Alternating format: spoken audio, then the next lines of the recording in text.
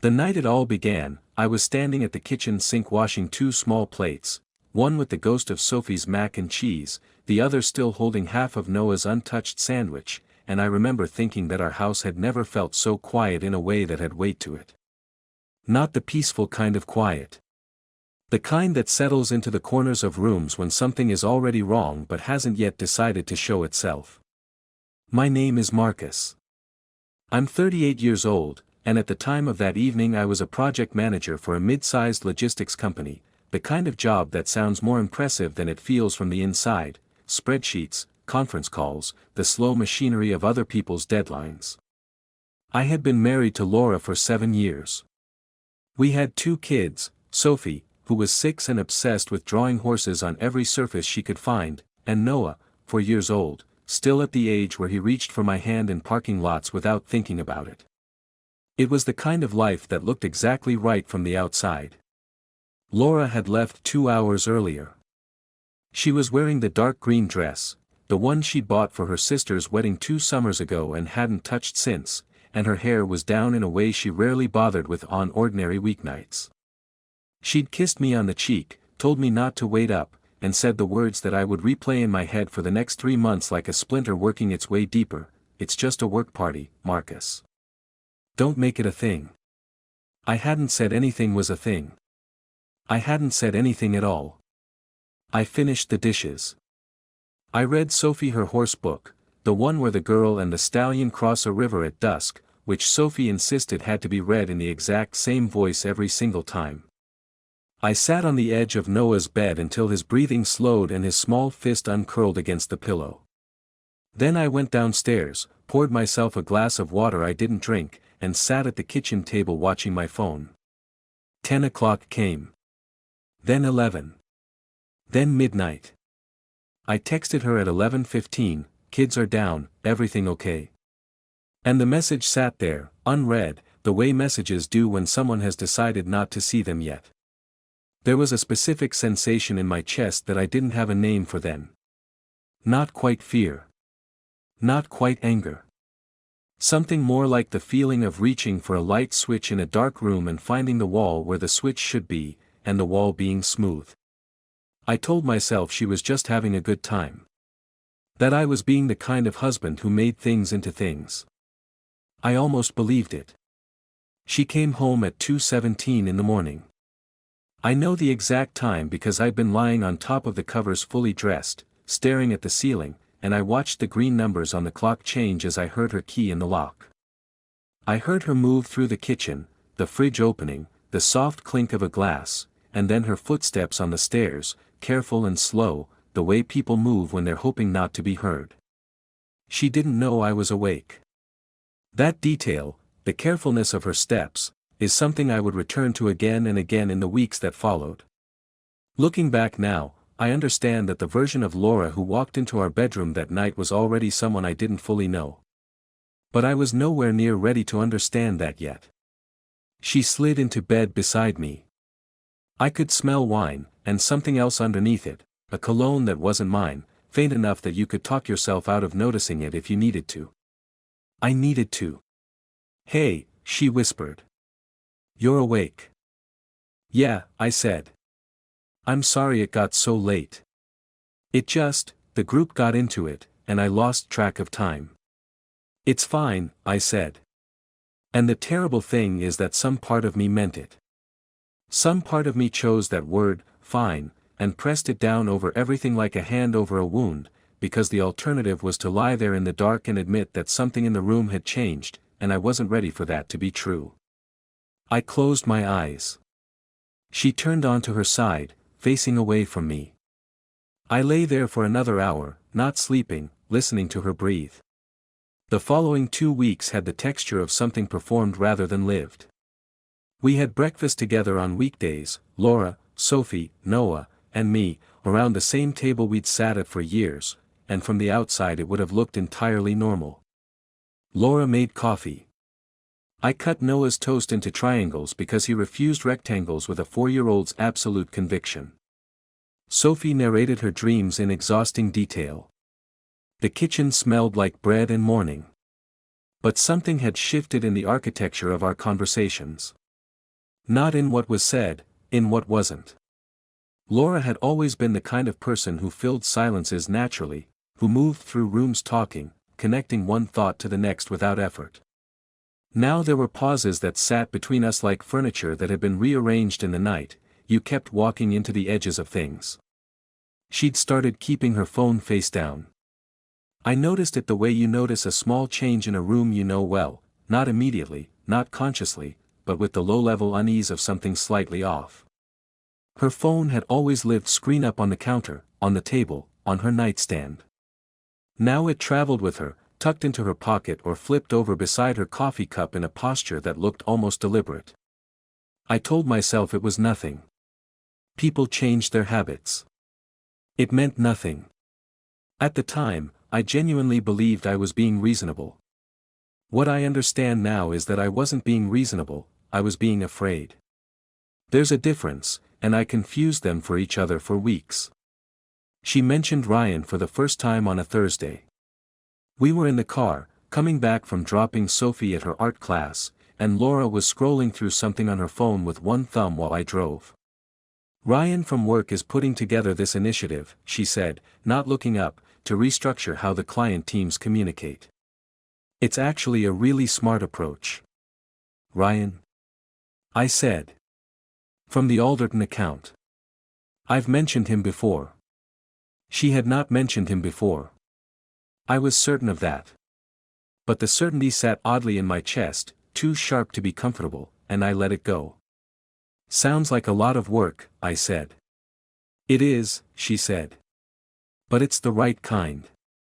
She said his name the way you say the name of someone you've been thinking about, not too carefully, not too casually, but with a particular evenness that only exists when someone has practiced the word in their own head first. I noticed it and I filed it somewhere I wasn't ready to open. Chris called me that same weekend. We'd been friends since university, the kind of friendship that goes quiet for months and then picks up exactly where it left off, no explanation needed.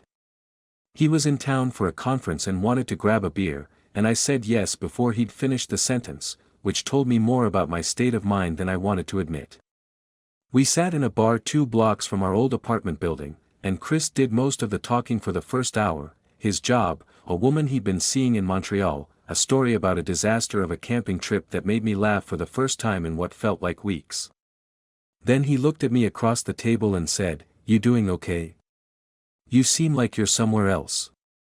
"I'm fine," I said, and even as I said it I heard the word the same way I'd heard it lying in bed 2 weeks earlier, hollow, chosen for convenience. Chris looked at me for a moment. He didn't push. That was the thing about Chris, he always knew when to wait. "Laura and I have been a bit off," I said finally. "I don't know. Nothing I can point to. Just, off." "How long?" "A few weeks, maybe. Since this work party she went to." He nodded slowly, turning his glass. "Have you talked to her about it?" "Sort of," I said. "Not really." The truth was I hadn't talked to her about it at all.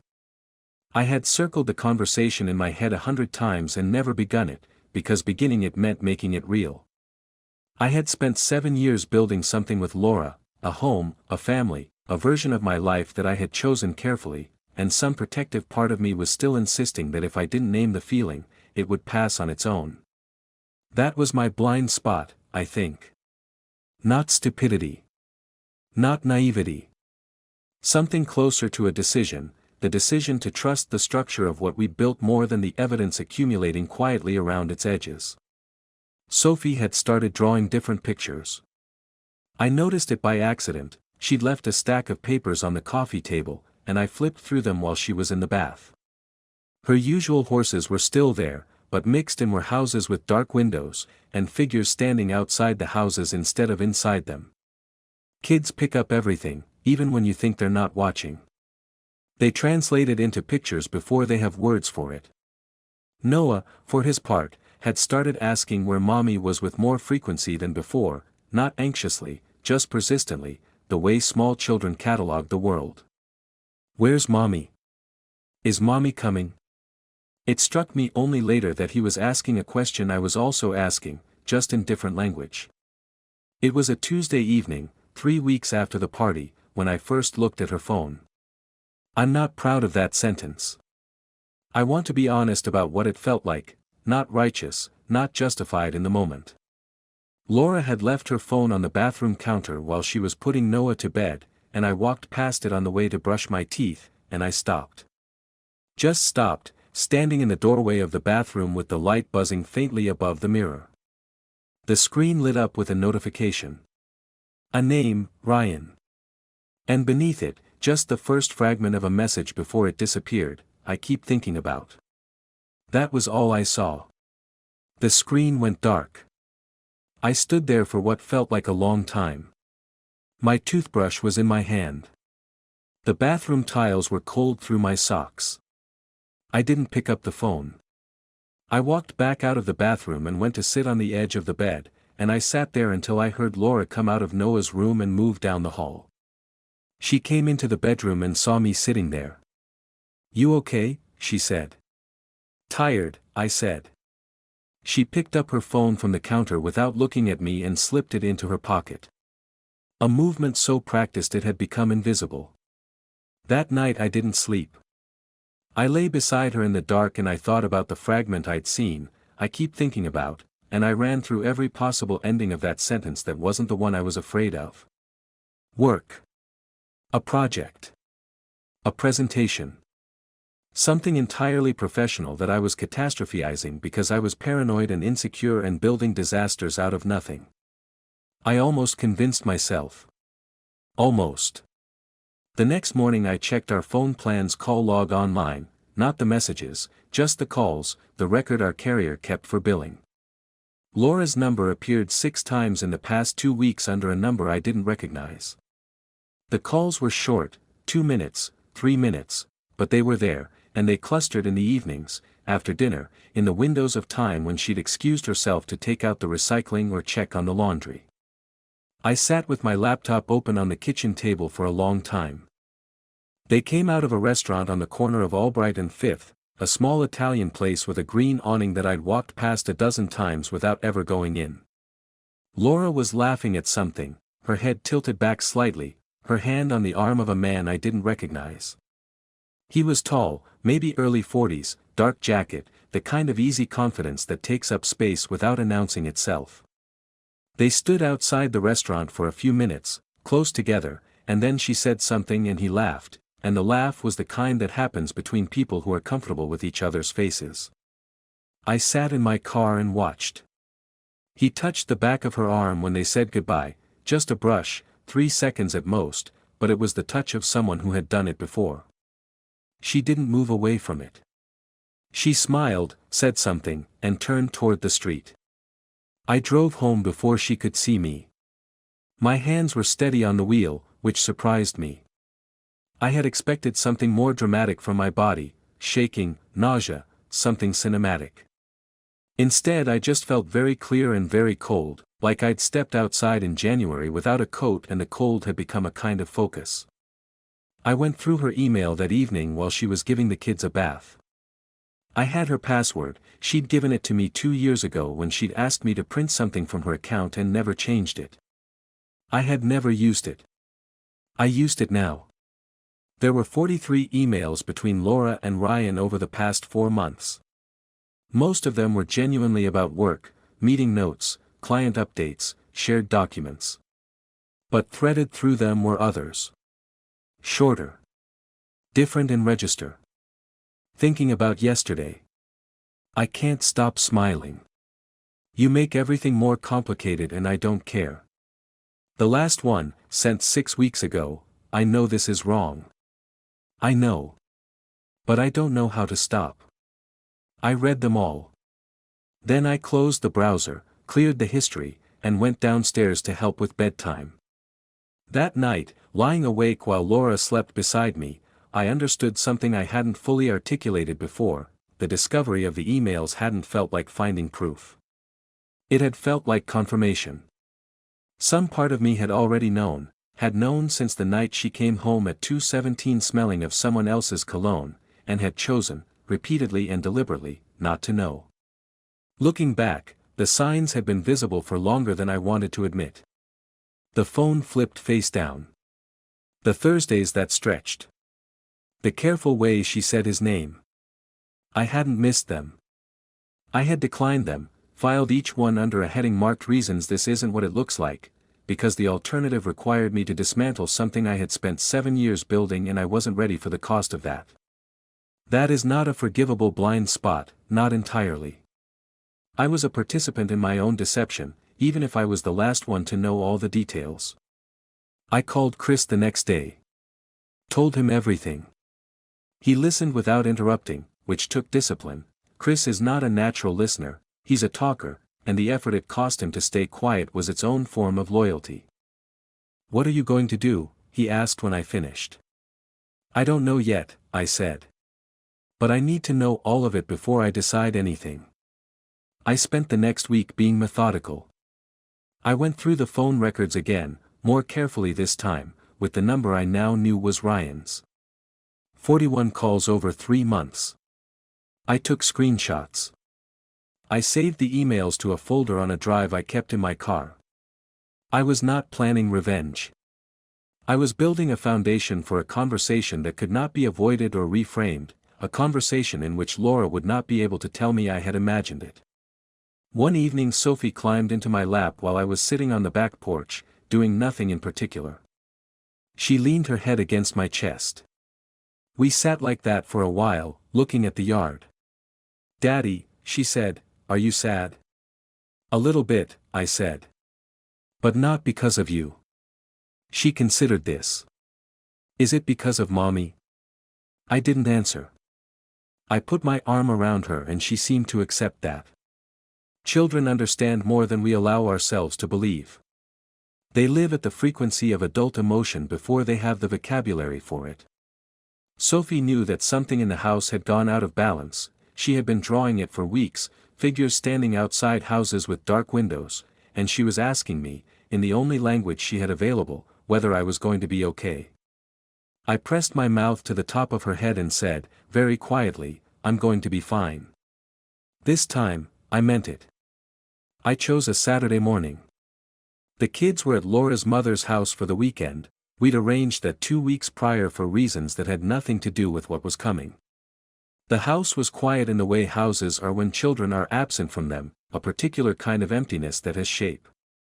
Laura was in the kitchen making coffee when I came downstairs. She was in a gray sweater, hair pulled back, and she looked ordinary and familiar in a way that cost me something to look at directly. 7 years. You learn a person's morning face. You learn the way they hold a mug with both hands. You learn the specific set of their shoulders when they're relaxed. I sat down at the kitchen table.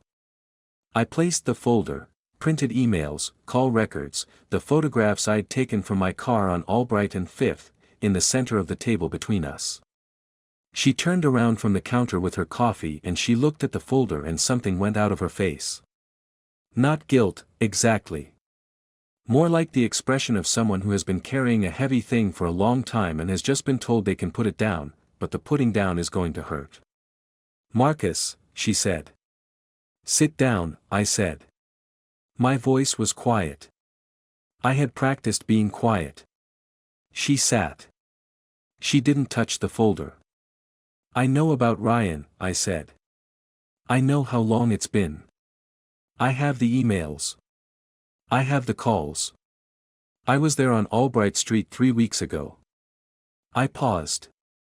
"I don't want you to tell me it isn't what it looks like. I need you to understand that I already know what it looks like." She looked at the folder. Her hands were around her mug, very still. "How long have you known?" she asked. "Long enough," I said. "I suspected for about 2 months. I confirmed it 5 weeks ago." She absorbed that. "You didn't say anything." "I needed to be sure," I said. "I needed it to be real before I said it out loud, because once I say it out loud, everything changes." Laura put her mug down. She pressed both hands flat on the table, fingers spread, and she stared at them. Then she looked up at me, and her eyes were bright and her voice, when it came, was not the voice of someone making an excuse. "I don't know where to start," she said. "Start wherever it's true," I said. She was quiet for a long moment. Then she began. She finally spoke. This is what she told me. It started in February. We'd been put on the Alderton account together and we were working late almost every night for 3 weeks. You and I we'd been struggling for a while. I know you know that. We weren't talking the way we used to.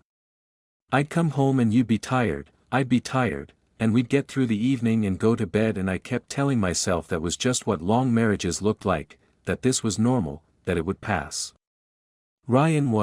He was easy to talk to. That sounds like the worst possible excuse, and I know it, but I don't know how else to say it.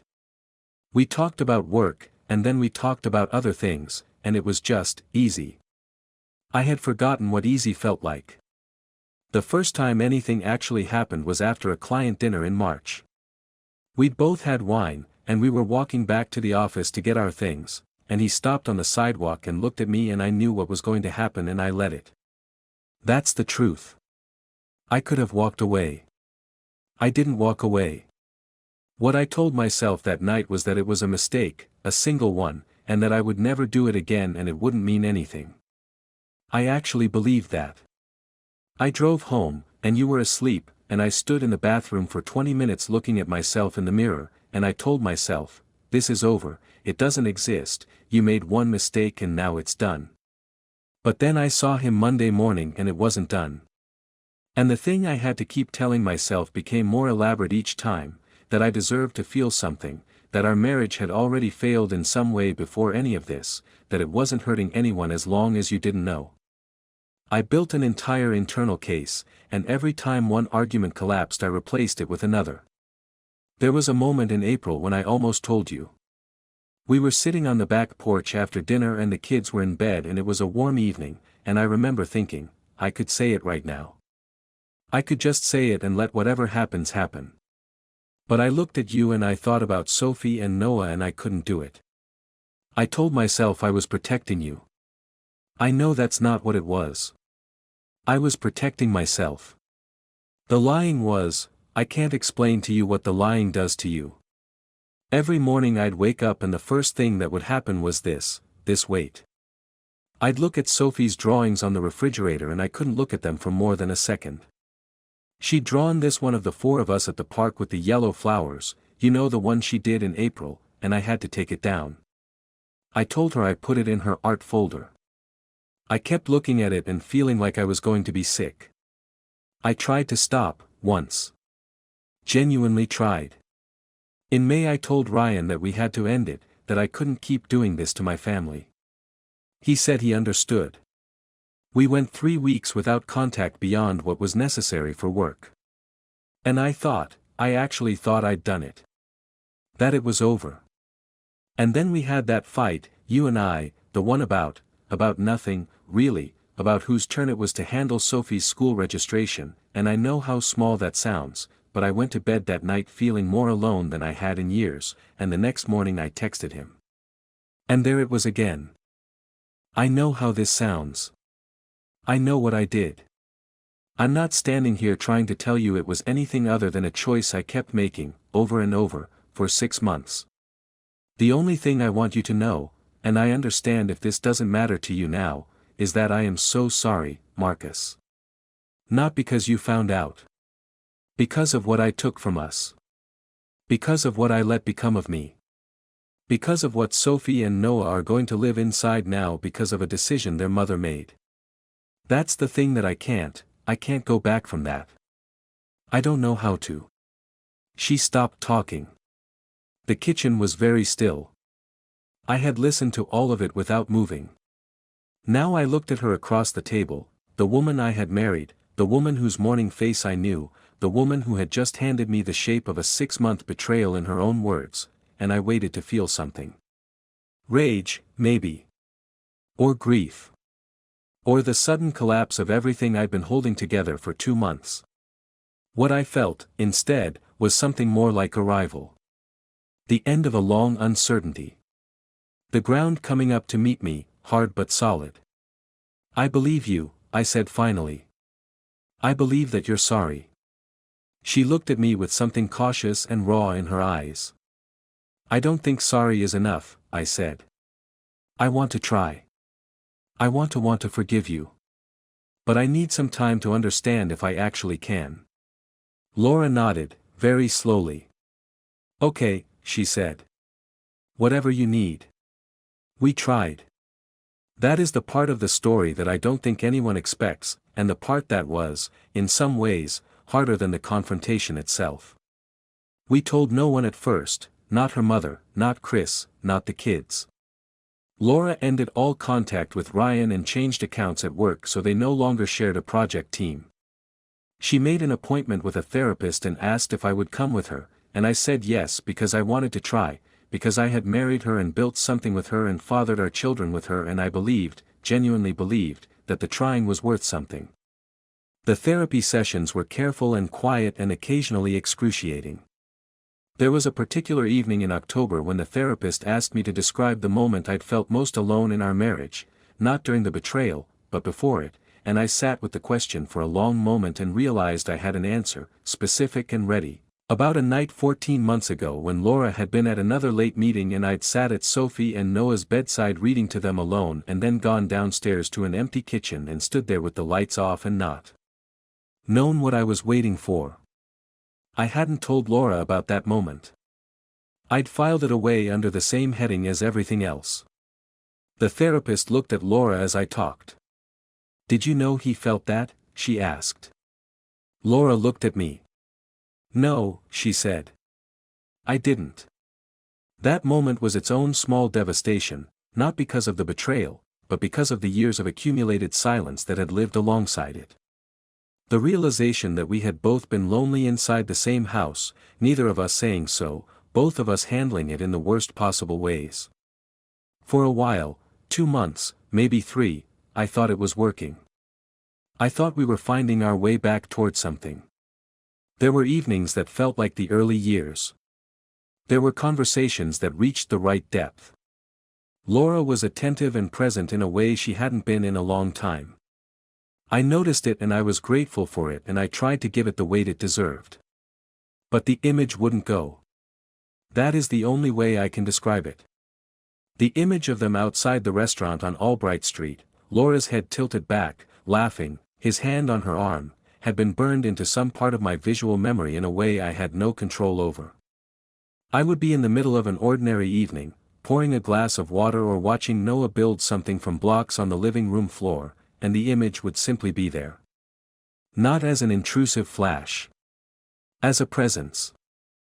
I started to understand, slowly and then all at once, that there are things love survives and things it doesn't, not because love isn't real or strong enough, but because human memory is a place where certain images live permanently, and you cannot choose to unknow what you know. The problem was not that I didn't love Laura anymore.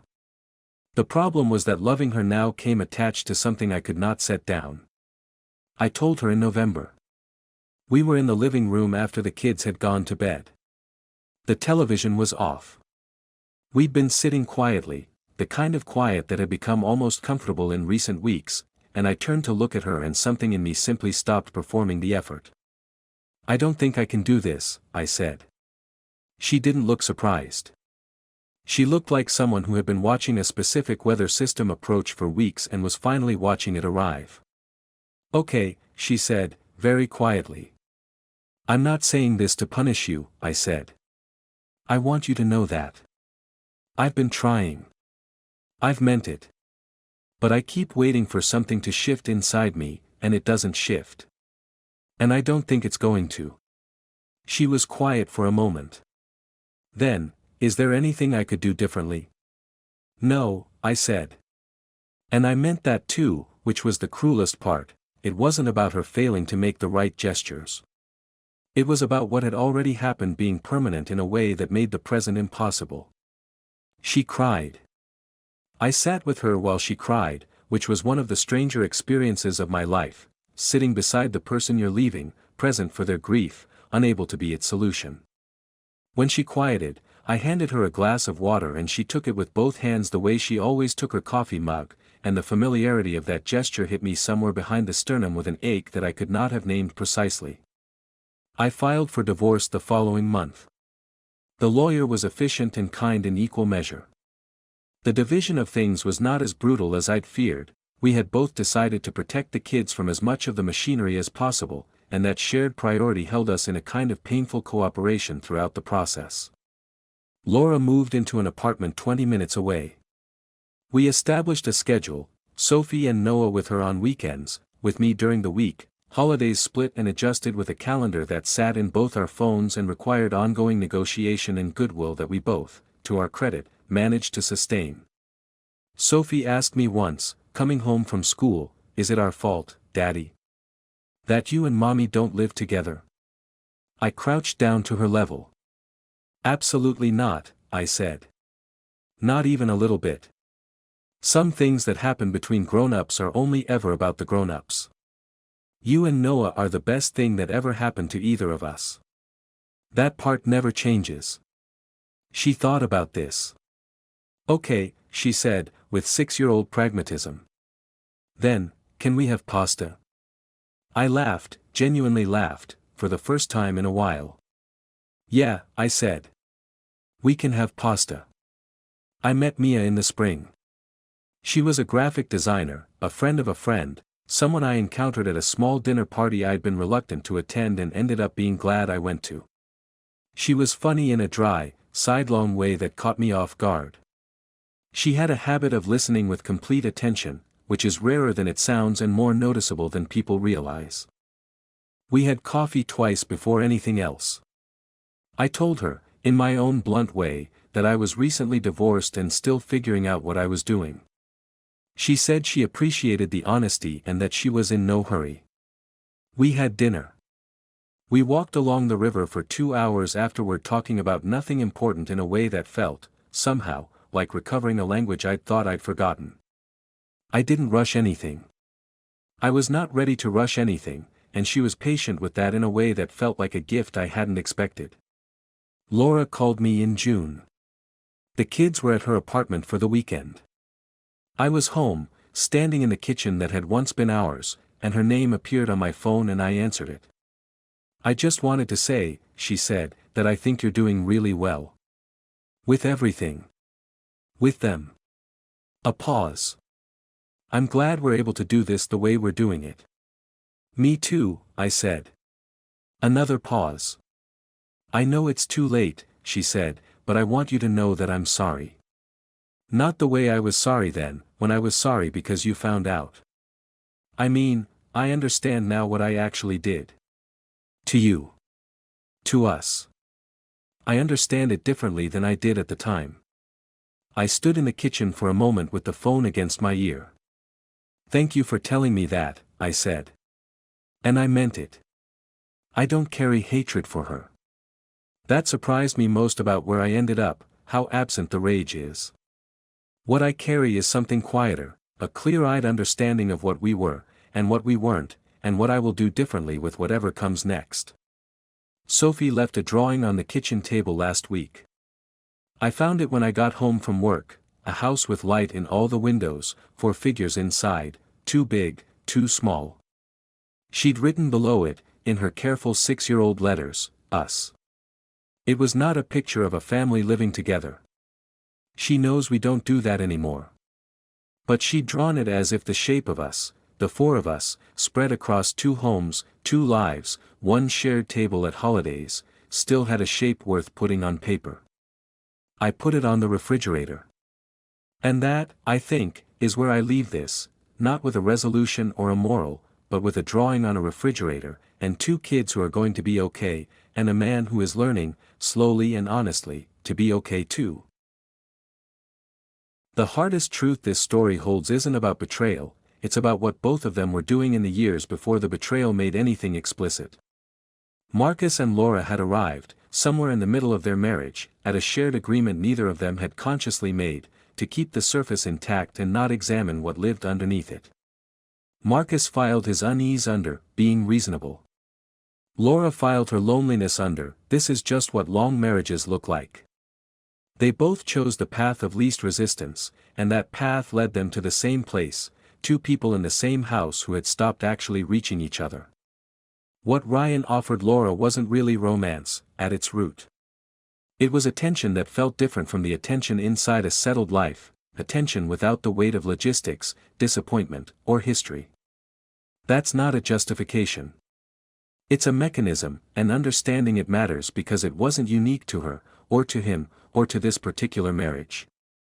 It's the mechanism by which most long-term betrayals happen, not through a sudden decision to do something terrible, but through a series of small, incremental steps, each one only slightly further than the last, none of them feeling like the point of no return. Marcus's attempt at forgiveness is the part of this story that deserves the most careful attention, not because it failed, but because of why it failed. He tried genuinely. He went to therapy. He gave it months. He wanted to want to forgive, which is a real and legitimate thing to want. But there is a distinction, painful and important, between the love that persists for someone and the capacity to rebuild a life with them after a specific kind of wound. The image of Laura on Albright Street, laughing, comfortable, belonging to another moment that excluded him, had taken up permanent residence in his memory, and no amount of intention could evict it. That is not weakness. That is the honest limit of what certain people can carry. What might have changed things? Not the confrontation, that was always coming. But if either of them had said, 18 months earlier, I am lonely inside this marriage and I don't know what to do about it, said it out loud, to each other, with the willingness to hear an uncomfortable answer, the story might have looked different. Not necessarily saved, but different. The tragedy isn't the affair. The affair was a symptom. The tragedy is the silence that preceded it by years, the careful way two people avoided the conversation that might have hurt in the short term and helped in the long one.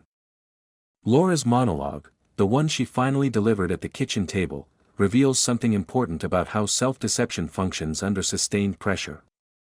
She didn't lie to Marcus because she was a fundamentally dishonest person. She lied because she had first lied to herself, and each subsequent lie required another to support it, until she had constructed an entire interior architecture of justification that felt, from the inside, almost logical. I deserve to feel something. It isn't hurting anyone. The marriage was already broken before this. These are the sentences of someone who has run out of honest options and replaced them with convenient ones. The shame she describes, the inability to look at Sophie's drawing, the weight she woke to every morning, suggests that some part of her never accepted the justifications, even as another part kept reaching for them. Marcus, for his part, ends this story not with triumph but with a quiet and honest clarity. He didn't get what he wanted, the marriage intact, the family whole, the 7 years restored. He got something else instead, the knowledge that he can survive the collapse of something he believed in, that he can father his children with dignity and co-parent with the woman who hurt him and still find himself, eventually, at a dinner party laughing for the first time in months. That is not a small thing. That is the thing the story is actually about. What stays with me about this story, long after the confrontation and the divorce and all the machinery of ending, is that small moment on the back porch when Sophie climbed into Marcus's lap and asked if he was sad because of Mommy. He didn't answer. He held her. There's something in that silence that feels more honest than anything else in the story. Because the answer was yes, and they both knew it, and the holding was a way of saying, yes, but you are not the reason, and you are still safe. I think the deepest damage betrayal does isn't to the person who was cheated on, or even to the marriage. It's to the ordinary moments, the kitchen mornings, the bedtime routines, the quiet evenings that used to be neutral ground and are now loaded with absence. Those are the things that have to be rebuilt from scratch. And the people who manage to rebuild them, who find their way to drawings on refrigerators and pasta dinners and the slow return of laughter, are doing something quietly remarkable. That's worth saying out loud.